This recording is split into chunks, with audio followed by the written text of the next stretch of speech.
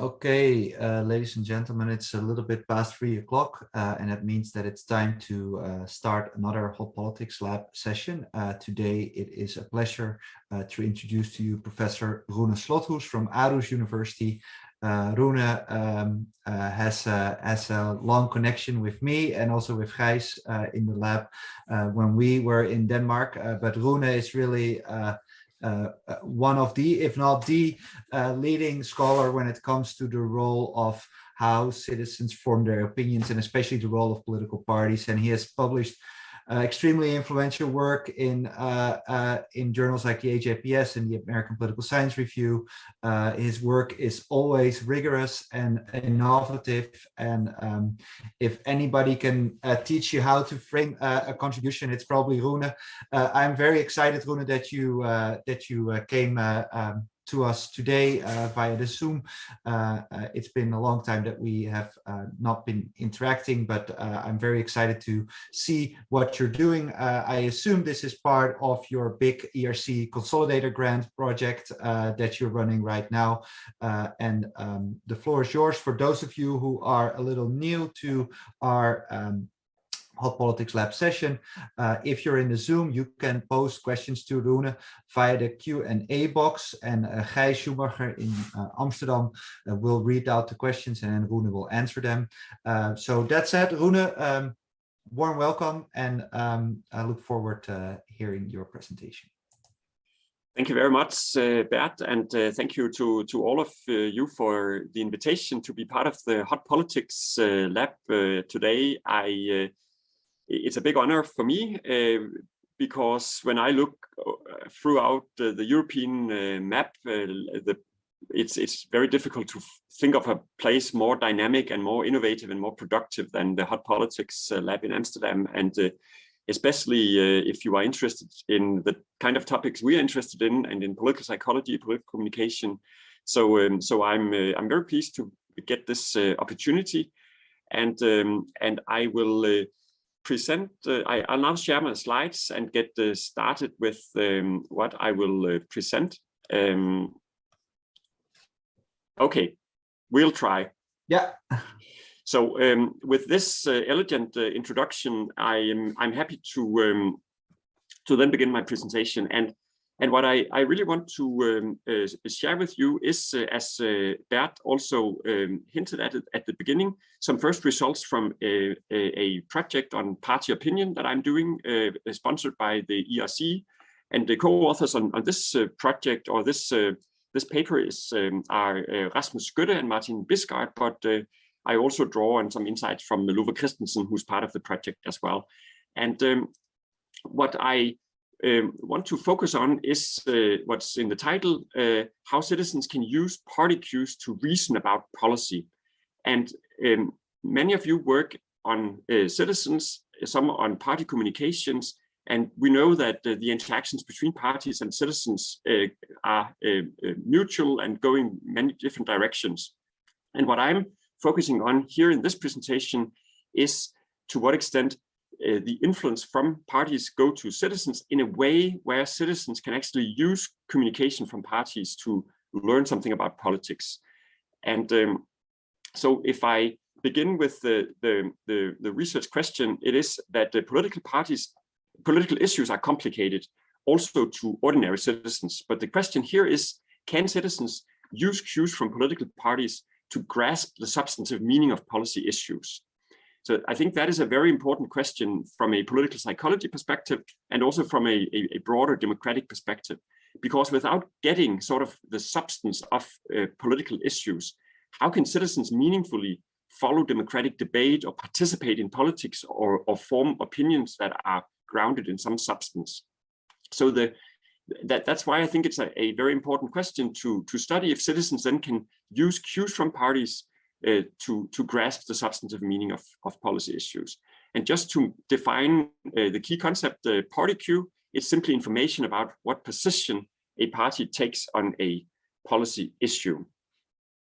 The major theoretical question, of course, is how can citizens use party cues to interpret or to understand a policy issue? So why is it that knowing which political party is pro or con a specific policy, how is it that a citizen can use that information to learn about or think about or reason about the policy substance?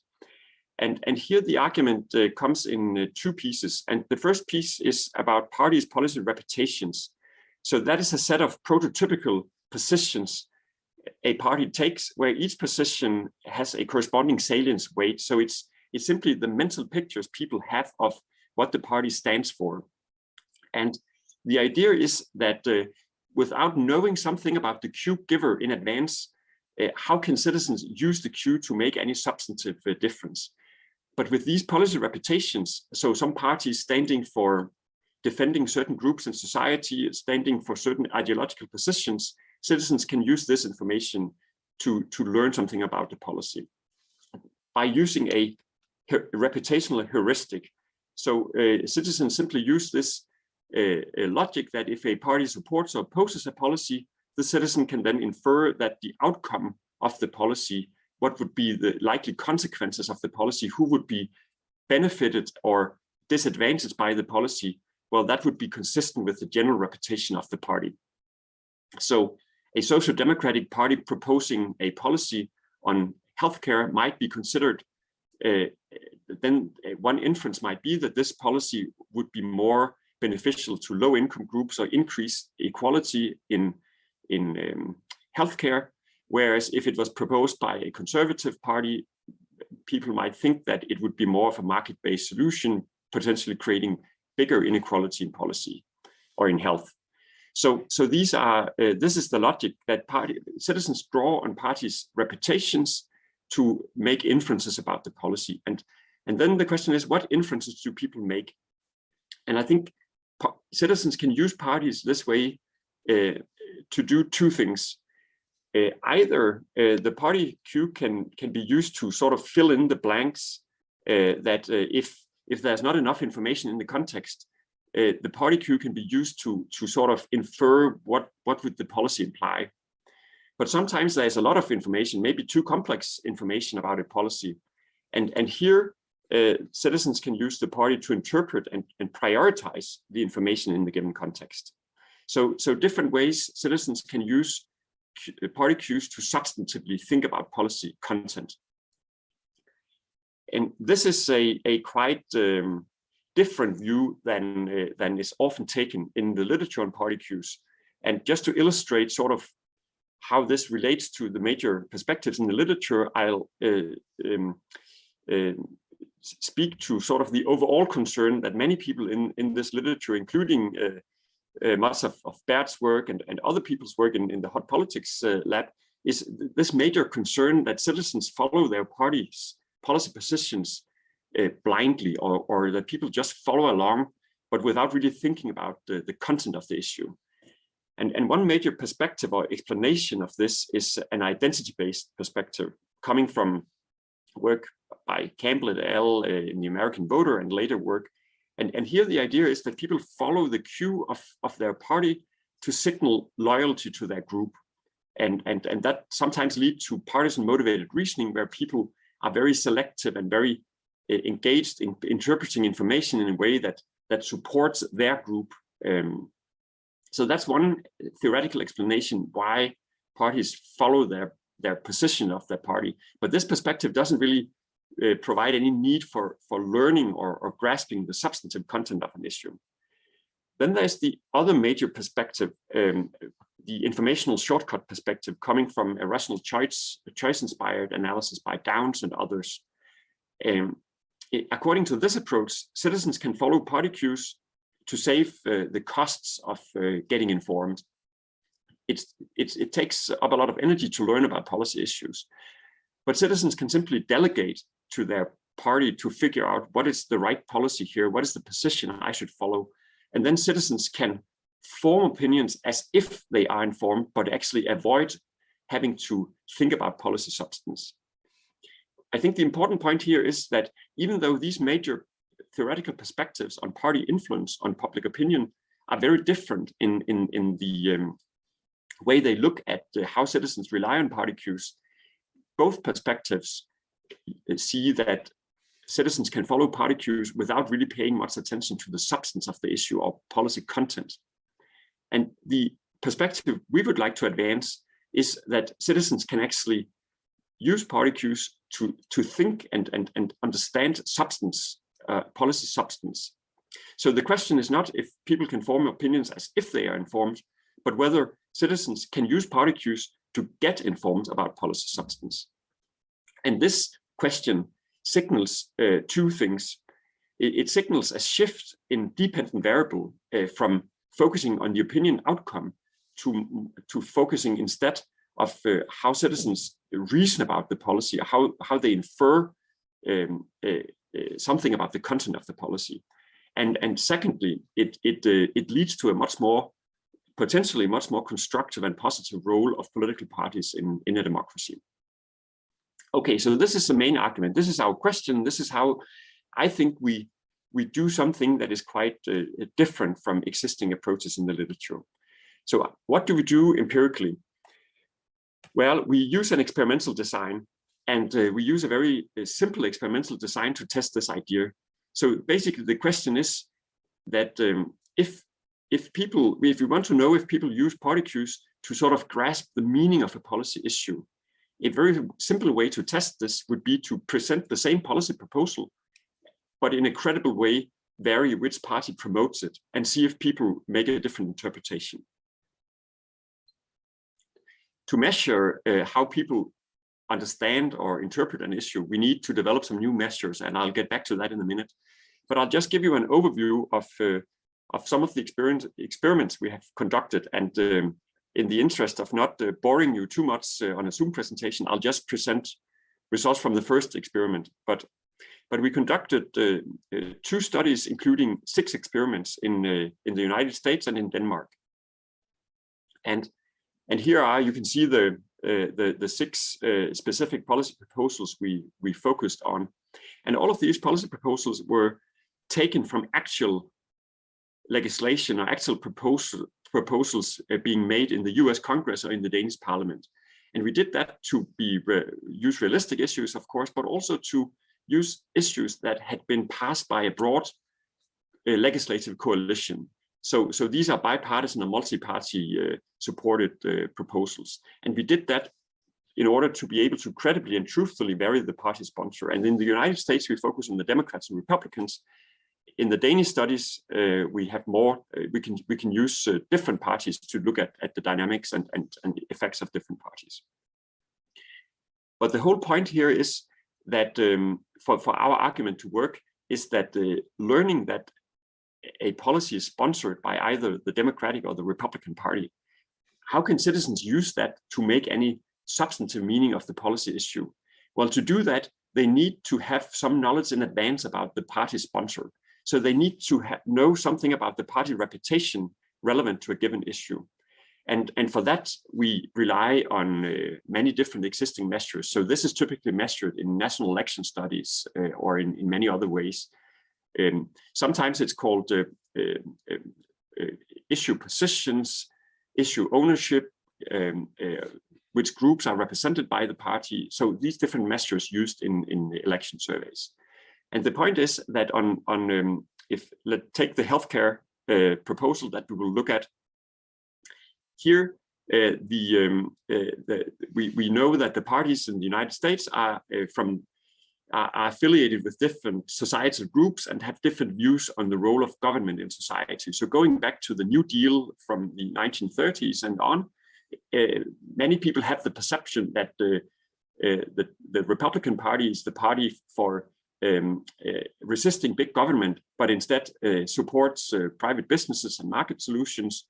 And the Democratic Party is the party for the sort of lower middle class people and believing more in government intervention to create welfare. So these are sort of the prototypical positions the parties take. The question is, can citizens use a party cue on this basis to form a substantive understanding of an issue? Here's an example of a vignette we used in one of the survey experiments to present a policy issue or policy proposal. And this is a healthcare policy. And we simply presented people with a brief description of a policy. And then we attributed it either to the Republicans or the Democrats, but only one of the parties, or in a control group, no party. So it read that a few years ago, Republicans in Congress proposed changes to the Affordable Care Act, also known as Obamacare. The changes aimed to improve the individual health insurance market, which suffered from rising premiums and decreasing enrollment. Here are some of the items in the Republican proposal. And then we listed some of the specific elements in the proposal. That federal funds are given to reinsurance programs and other means of lowering premiums and out-of-pocket costs, or employers are only required to offer insurance if they have more than 500 employees, up from a threshold of today of 50 only, and other elements. So this was sort of a short vignette with a brief description of the policy, but nevertheless with some details of the policy. Then we were interested in how do citizens interpret such a policy depending on which party sponsors it. And to measure that, we included two types of questions. So first we had an open-ended question and simply asked, what do you think is the purpose of the Republican proposal to change the Affordable Care Act? And then we encourage people to list as many thoughts as you have. Please be as detailed as you can and take as much time as you need. Most people write several sentences. So that was an open-ended question we asked immediately after presenting this policy vignette. Then on the next few screens, we asked some close-ended questions designed to measure possible inferences people could make about the policy, and we created questions that in a close-ended way could measure inferences that we thought would be likely given the reputations of the parties. So we asked, for example, do you think the Republican proposal to change the Affordable Care Act mainly aims to improve health insurance coverage, or mainly aims to improve conditions for businesses? And then we asked on a 5-point scale that aims much more to improve insurance coverage, aims slightly more to improve insurance coverage, or aims to do both, aims slightly more to improve business conditions, or much more to improve business conditions. We also had a question on whether it would decrease or increase government regulation, again, speaking to the New Deal cleavage between the parties, or whether you think that the Republican proposal would change the Affordable Care Act in a way that would be more beneficial to the upper middle class or lower middle class. Okay, so these were sort of ways creating new measures to measure a different dependent variable than opinions, because that's what we need to see if parties enable citizens to interpret the substance of an issue. Here are the results from the close-ended questions. And here you can see that on the question of whether this healthcare policy would increase government regulation of healthcare, this is simply the proportion saying it would increase government regulation. You can see that if the policy is presented with the Democratic cue, around 50% would say that this would increase government regulation. Twice as many as with the Republican cue. So this is a different way of thinking about the policy that is very much in line with the general reputations of the parties. Would this improve insurance coverage more than business conditions? Well, this is the proportion saying that it would improve coverage more. And again, the Democratic condition, as expected, would lead more people to say it would improve coverage rather than business conditions. And same thing with benefiting the lower middle class, more would say it would so if it's in the Democratic condition than in the Republican condition. So that is one approach to see if people see different policies depending on which party proposes it. And this result, or these findings already speak to the point that citizens actually use party cues to think about policy substance and not just to take a position on the issue. What about if we ask people to use their own words to describe the policies? And that's what we did with the open-ended question, to see what we find if people are not prompted to the same extent with our close-ended measures.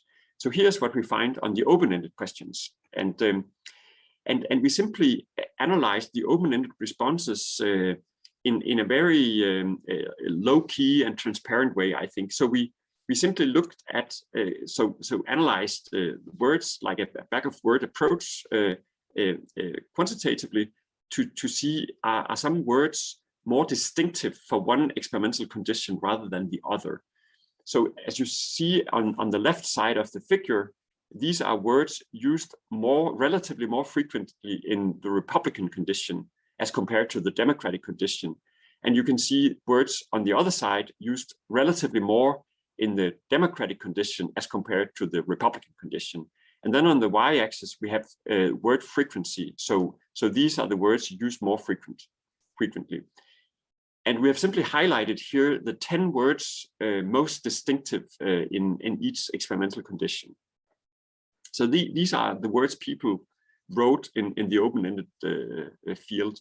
And as you can see, quite reassuringly, that Republicans or Republican are among the more distinctive words in the Republican condition, and Democratic and Democrats in the Democratic condition. So people obviously, that has some face value. But we can also see that in the Democratic condition, our respondents wrote more about healthcare, people, make affordable, government, control, keep. So words related to actually helping people to get coverage, health insurance. Whereas in the Republican condition, we see more references to companies, businesses, employees, reduce, and that would fit with the general reputation of the party of being more pro-business. So it seems like our respondents use words that are in line with the general reputation of the parties and use that to interpret the specific policy proposal here. And I think it's useful to go back to make more meaning of these, or more sense of these keywords. It makes sense to again think about what was actually mentioned in the policy vignette, and so why do people talk about employees or companies, for example? If we go back to the vignette, we can see that one of the elements was that employers are only required to offer insurance if they have more than 500 employees. So that's definitely a pro-business element of the proposal.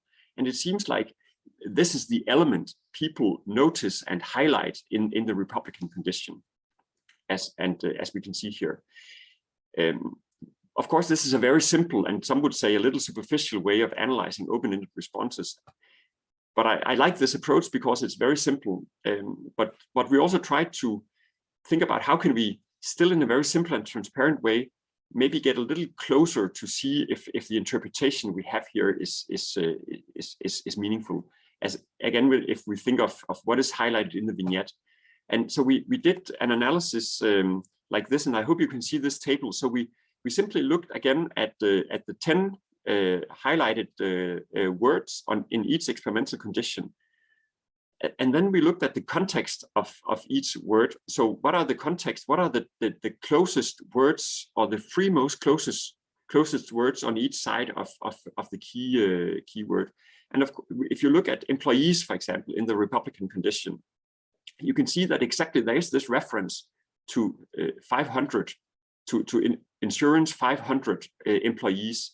And you can see on companies, it's something about in health insurance for employees. So it's definitely in line with the interpretation I gave before, that when people try to interpret what is this Republican healthcare proposal about, well, it's something about helping businesses to lower their costs for health insurance. Whereas in the Democratic condition, people mention words like healthcare, affordable, and this is exactly what we see. For example, some of the neighboring words to healthcare, it's make healthcare affordable for people. So it's much more in a sort of a equality, healthcare, welfare-oriented direction of the interpretation. Okay, so I think this also shows that party cues are meaningful for substantive interpretation of policies when people use their own words. Just a final element in our results I would like to highlight, and that is looking at the results by political knowledge. because you would think, or at least that is our argument, that when can citizens use party cues to make a substantive interpretation? Well, it requires that people know something about the cue giver in advance. Otherwise, the cues would be meaningless. So it makes sense to expect that those who know more about politics, they know more about the party reputations, they would also be better able to use the cues to make some substantive meaning of the policy, because it simply requires prior information about the cue giver to make a substantive inference based on the cue. And that's exactly what we find. And here I present results both on healthcare, that's below here, and in this figure also on the environmental proposal that I didn't talk about that much here. But the idea simply is that if we look at 3 different levels of knowledge, from low political knowledge to medium political knowledge to high political knowledge, simply based on correct answers to general political knowledge questions, we see that the difference in inferences between party cue conditions are just very small among the low knowledge people, and they are bigger among the medium knowledge people, and they are very large among the high knowledge people. So, and we see a parallel example on both these policy issues. So people knowing more about politics are simply better able to use the cues to infer something substantively. Okay, yeah, and this applies exactly also to the open-ended question. So now you can't read the keywords, but you can see that in the high knowledge end, the words are much more distinctive. So people use different words to interpret the policy to a much larger extent if they have high political knowledge as compared to when they have low political knowledge. Then the distinctive words are simply more modeled, and they are not used to a very large frequency, whereas over here you see words used to a much larger frequency. So it really shows that people that based on people's prior knowledge about politics, they use the cues very differently. Okay, so just to conclude or summarize, the point of departure was that political issues are complicated, and the question then is, can citizens use cues from political parties to grasp the substantive meaning of policy issues? Many parts of the literature would say no, people don't really use party cues to reason about policy content, they use party cues to reach a decision. But from our perspective, and our results show that the answer is yes. Citizens actually, if parties have clear policy reputations, citizens can use party cues to infer and infer some substantive content of, and reason about content of a policy. And we showed that both with closed-ended survey questions, but also when people use their own words in an open-ended response. And as we should expect, given the importance of knowing something about the cue giver in advance, these cue-based policy inferences were particularly strong among politically aware citizens. And all this leads to some good news story that the parties can play a much more constructive role in public opinion formation than current literature implies. Yes, thank you. Thanks a lot, Rune. This is a super exciting presentation. I really want to compliment you on bringing together such diverse measures and still receiving such consistent findings. Hey, there's already a question in our Q&A box. 2 questions. I have to be quick. And so for those of you new here today, you can ask your questions in the Q&A box. And Rune, if you press this F&A, the 2 balloons at the bottom, you can also see the questions. For those people here in the room, just to try to gently grasp my attention if you want to ask a question, okay? Okay, let me start with the question from Eran Amsterdam.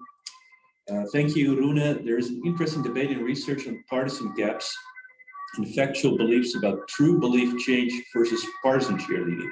This might be relevant here as well. Do you think people in your experiments truly change the way they think about the policy, or perhaps signal satisfaction or dissatisfaction with the policy as a function of its sponsor?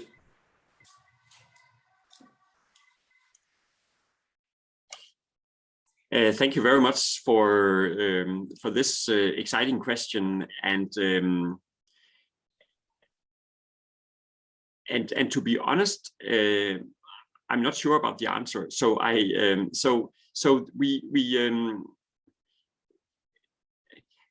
think, to me, these results are quite interesting, because I was not. I was very uncertain when doing these studies whether people would actually use party cues to make these or respond differently, substantively differently to our questions, and especially maybe with the open-ended questions. So people definitely see some substantive content in a party cue. So it seems like people connect what they know about parties, or how we would view parties in general from expert surveys or aggregate results in election surveys. It seems like people in our surveys use that knowledge, or draw on that knowledge to interpret the issue. But what does that mean? That's of course an important question, and I think so. Do I think that there's something true belief change, or is there something? Do people think about policies? Do they believe that what about the policy here? I think they do.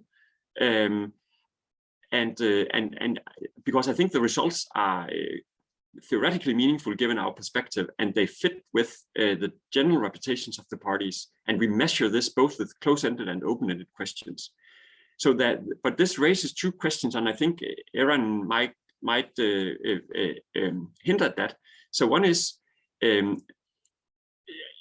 this predictive of subsequent behavior? So what I would like to show is, but that's for our next study, is that whether people then, when they learn about the policy issue, do they then use this substantive interpretation of the policy to be better able to form an opinion consistent with their general values or their interests on the topic? And that maybe is an even stronger test of to what extent people use these inferences to do something. But I already think that it's quite reassuring that when people follow democratic debates, policy debates, they are able to use party reputations to make some substantive sense. Maybe the other aspect of the question is whether this is there's also an element of rationalization here, or maybe partisan motivated reasoning here, even that a Democratic respondent looking at a policy proposal from the Republicans, maybe the Democratic respondent wish or want to see that this policy is very pro-business and not helping sick people very much. Yes, maybe, and maybe that is sort of part of the rationalization, but at least it's reputation consistent rationalizations we see. I don't know if that's an answer, or it's more reflection, because I'm not sure exactly what the answer is actually. Yeah, maybe Rune, you need another 2.5 million from the European Union to answer that question, right? Yes, please. Hey, there's another question from Yannick Vinger asking you to, well, I'll just read up what he writes. You frame the argument in a positive way that party cues help people getting more knowledge oriented towards policy content. But isn't it also rather negative in a normative sense if people's inferences about policy content become very stereotypical, since the same policy content is perceived very differently, even though the content is actually the same? It's also negative in the sense that people will be led astray if parties come up with surprising policy proposals that go somewhat against their reputations. Another problematic element is that the party cues help politically knowledgeable people more. It increases inequality among citizens in terms of understanding what policy proposals are really about. Yeah, thank you very much for this question. I think it's a very important question, because it exactly speaks to the normative consequences, and also how we should think about the ability of citizens to reason about policies. I think the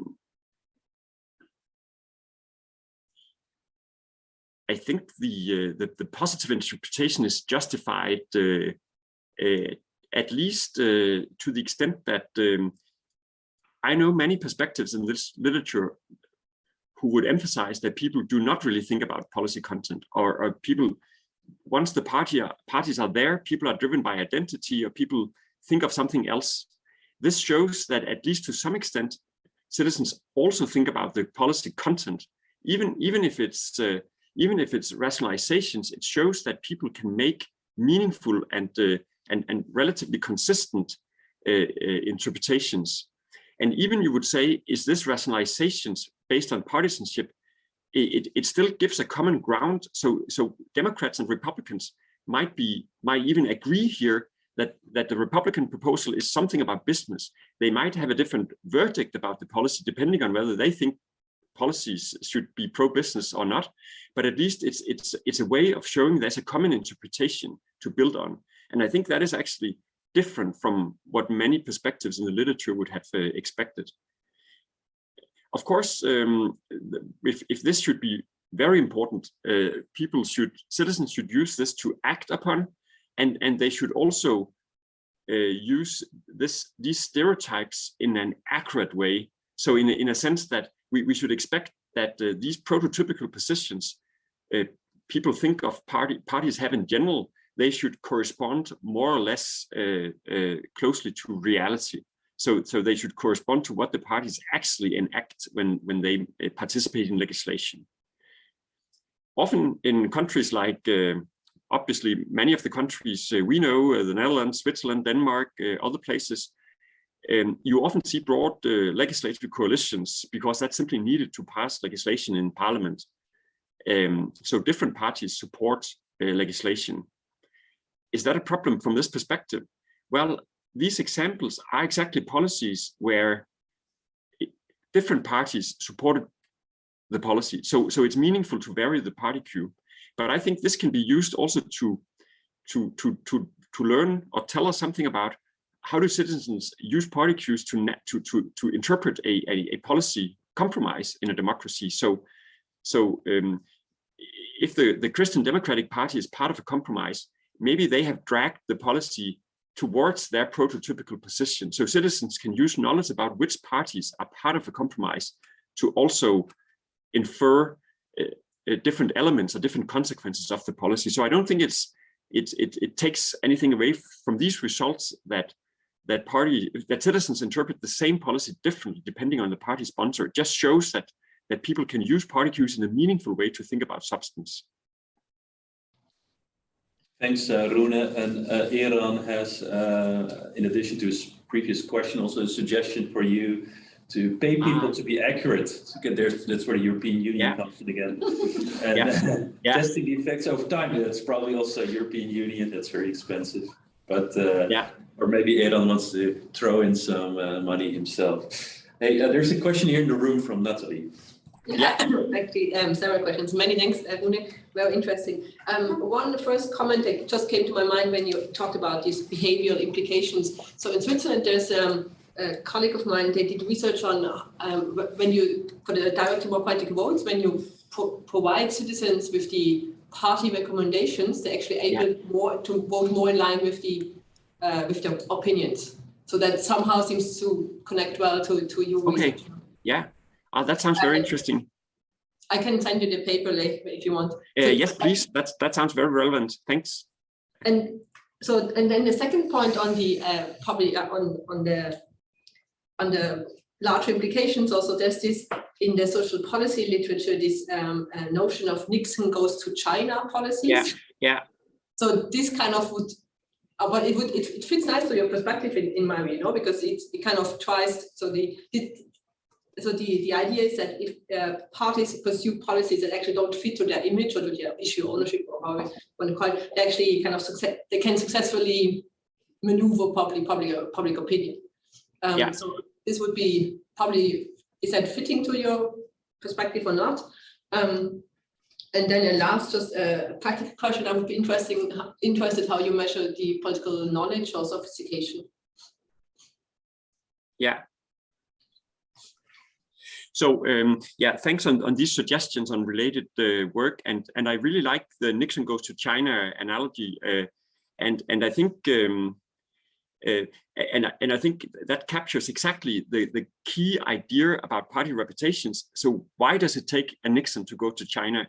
It's because Nixon had a reputation of being very tough on communists, right? So, and I think you see this sometimes in the welfare state literature as well, that the right of center parties need to do more. They need to compensate to be considered competent on welfare issues or trustworthy. So this actually fits very nicely with that.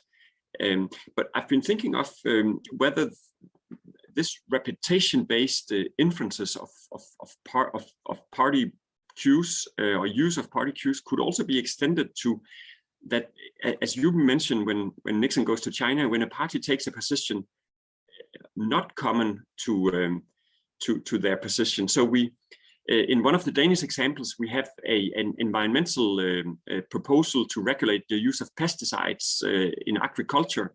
And there we use the Liberal Party in Denmark as one of the party sponsors, and that's sort of the agrarian party, usually connected with benefiting farmers.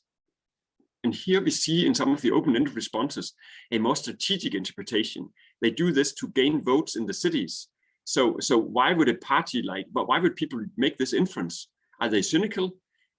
They do it because it's an unusual position by the party, but even there, it seems like the party reputations are useful for interpreting what the parties do. Okay, finally, on the knowledge questions, so we simply asked some very general knowledge questions like you often see in election studies. So who has the majority in Congress, or what is the number of Supreme Court members, or so these more textbook knowledge or more something on party positions is one of the parties more conservative to the other more liberal. So yeah, so it's general knowledge. I think theoretically, or the best operationalization, or it would really be about knowing the party reputations. I think that would be the most closest, the closest way of measuring it. Thanks, Rune. Is there another question? Yeah, Christian. I have a question. I was wondering, because what you've shown in all your results was whatever happens, they're always interpreted according to the reputation of the party, especially with the high knowledge people. And I was wondering, what would have happened, do you think, if you were not to talk, for instance, about businesses in the proposal, in the vignette, but you would still ask a question about it? Would you still expect that people would still say, if it's a Republican issue, it's good for businesses, and if that is the case, what would that actually mean for learning and making sense of these policies, if that driver is so strong? Yeah, that's a good question. I don't know what you would think if it would be maybe if people make up a lot about that this would have all sorts of implications for businesses, even though it's not related to the policy at all. Then I think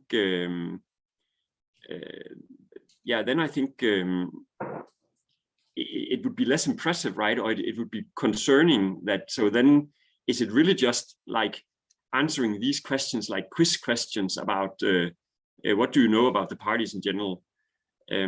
But I think it is worth noting here.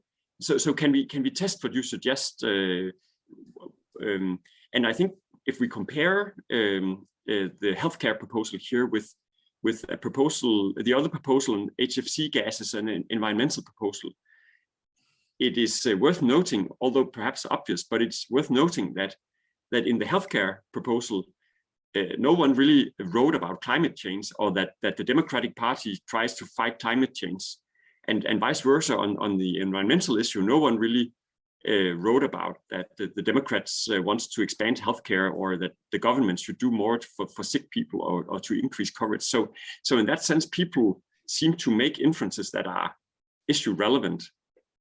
But it would be interesting. I think this is obviously a first step, and maybe a template for adjusting subsequent designs to provide more or less policy information and see how people interpret this.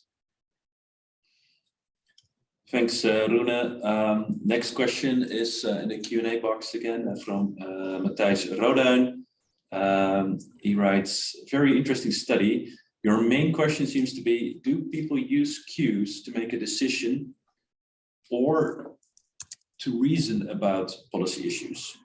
You link the former to existing approaches like motivated reasoning and information shortcuts, and the latter to your new approach.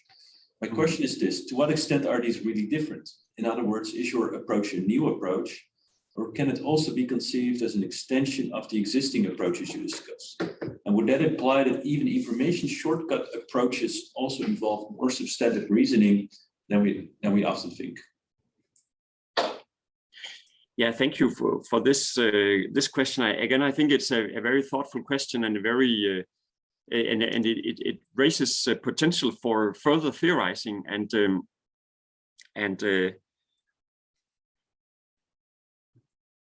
I think this makes a lot of sense that that these approaches might not be that distinct in the sense that I think, or theoretically and conceptually, I think these various approaches are distinct. But I think in practice, it's probably a mix of both policy substance, but also part of that you know the conclusion already, and you just want to rationalize to make it fit with your party. And of course, there is some identity-based decision-making going on, but I just think that this shows that there's also some substantive reasoning going on, or at least citizens seem to be capable of, if prompted, to actually reason about policies. So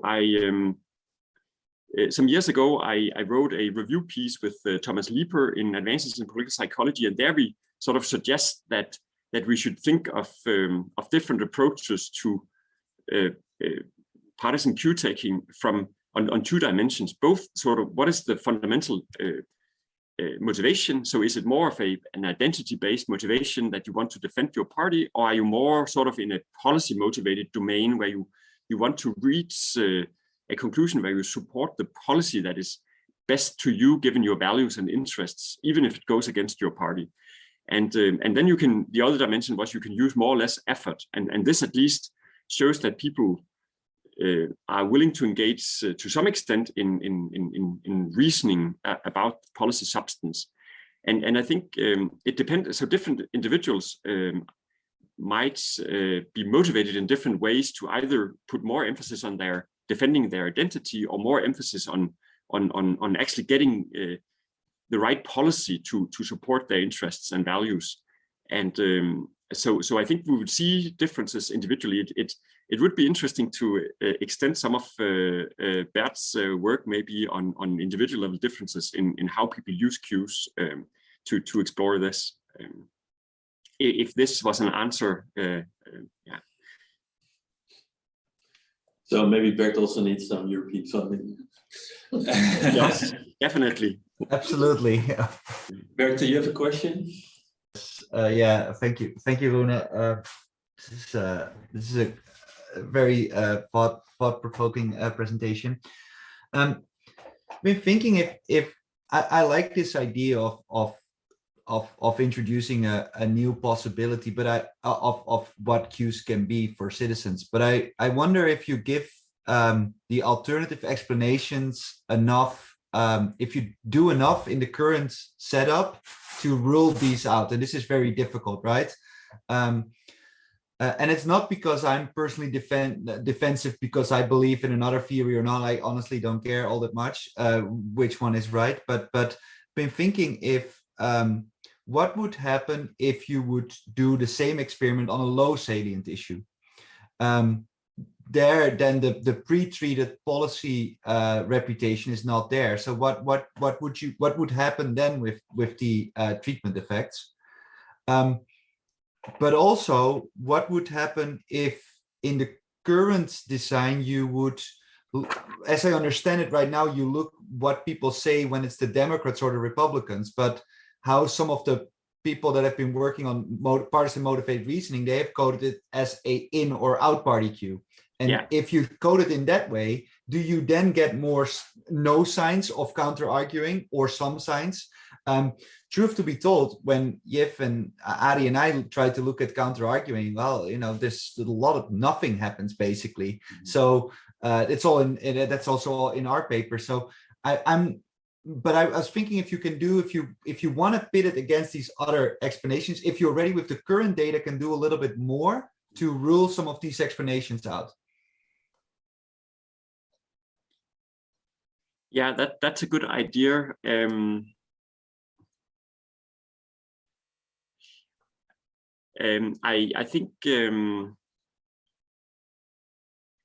I think it is difficult to rule out the partisan motivated reasoning here, because I think you, as I said, Democrats and Republicans can agree that a Republican proposal is pro-business, but they agree for very different reasons, right? So the Democrats like that the Republicans propose a pro-business proposal, and the Republicans like that the Republican Party proposes a pro-business proposal. Mm-hmm. So I think it's difficult to rule out entirely.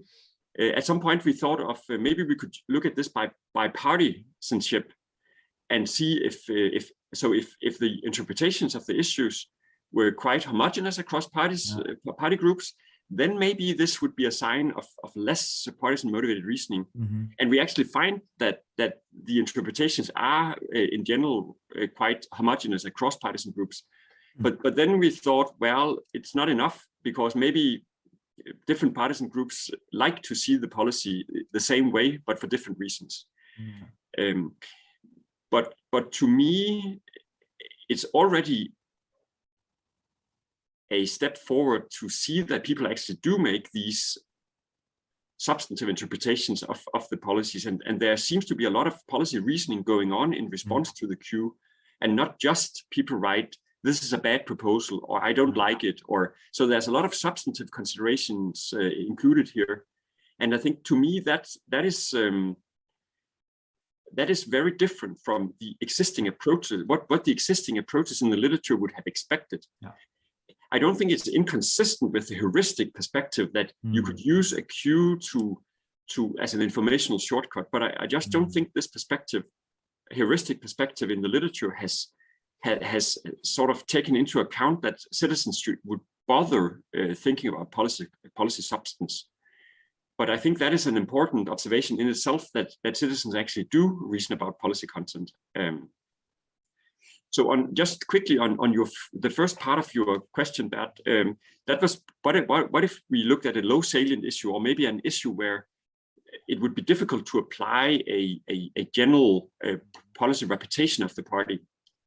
And there I would expect that it would be much more difficult for citizens to actually use the party cues to make any meaningful substantive interpretation of the issue. And if that is so, I think that would be very interesting, because that would exactly show that help us to specify under what conditions can citizens use party cues to reason about policy.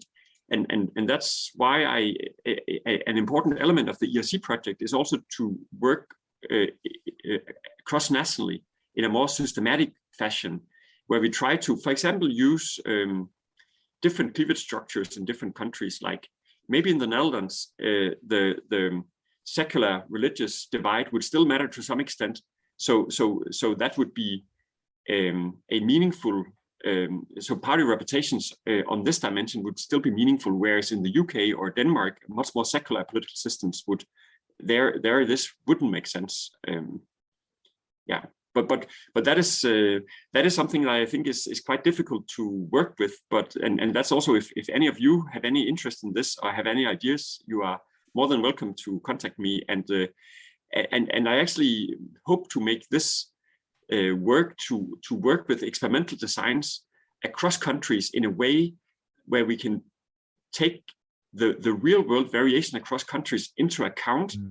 Because one of my sort of slogans here is also to try to sort of take more seriously the political element of political psychology, so to really theorize and look at the effects of variation in political context, And I know many of you in the room and Bert have already done this with linking to party communications and other types of communications and how shifts and frames and debates work. So it's already there, but I think it would be useful to see if we could take one step further. And I think this variation in the clarity of parties' reputations across countries could be a promising place to look. Thank you, Rune. I'm going to hand over the floor to Gijs because it's before 4. It's 1 minute before 4, and I think that's really a beautiful way to also conclude your presentation, Rune. This invitation to put the best minds of political psychology together and think about political context more. We'll definitely be in touch. Thanks a lot, Rune, for today. It's really exciting. I'm hoping to see this in print anytime soon. And of course, as our speaker, you will receive our Hot Politics Lab coffee mug. Well, that would be, then I feel even more privileged to be invited. Yeah, you are indeed, because very few people have received it because almost all of the talks have, of course, been online. So, but I'm hoping to change that next week when we are in Chicago. So there's no Hot Politics Lab meeting next Friday. And also for those of you in the room or the participants online, if you are in Chicago next week and you want to have a coffee, a beer, or a sandwich, then please do reach out. It doesn't seem to be too busy this year with meetings so far.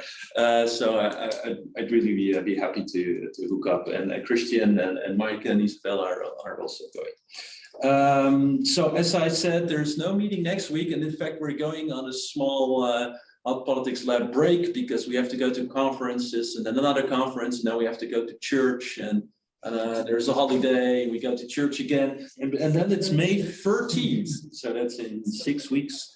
And then we'll be back with a presentation by Chris Dawes. And the week after that, a presentation by Dana Young. And there will be a few more presentations before summer. So I want to wish you a sort of nice spring break and hope to see you all again. But I forget what we forget every week. I want to thank our sponsors, the European Research Council, the Dutch National Science Foundation, and of course, the Association for Politics and Life Sciences. Thank you, Patrick. And see you next week in Chicago. So enjoy the spring break and hope to see you soon. Bye-bye. Thanks, Rune.